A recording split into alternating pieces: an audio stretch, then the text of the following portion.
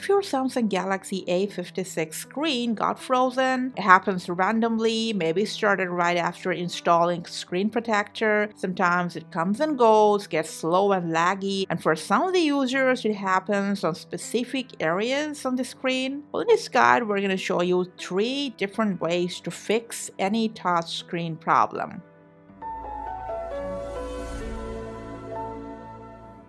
So first of all, if it got absolutely stuck suddenly, for the time being, just force restart your device. Press and hold the volume down and power button. Keep holding it down till you see the Samsung logo on your screen. And if it comes and goes every now and then, happens randomly, sometimes storage issue might cause this problem. And also if there is huge amount of app cache and cookies stored in there. So to clear all of them all together, just grab a Type-C to C or USB to C cable and connect your device with a laptop or computer.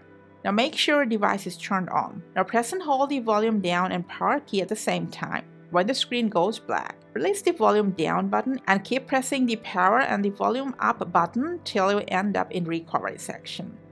Use your volume down button to go down to clear app partition option, select it with your power button, and then go down and then press yes. This will not delete any data, don't worry. All your app's cache and cookies will clear up altogether. And when you're redirected in the recovery section, just select Reboot System Now and restart your device. Lastly, I personally had this problem. I was having this issue right after installing a new screen protector. So if that's your case as well, what you're going to do is just open up settings, scroll down for display. Scroll down and simply toggle on touch sensitivity option, that's all. Hope this video was helpful. Thanks for watching.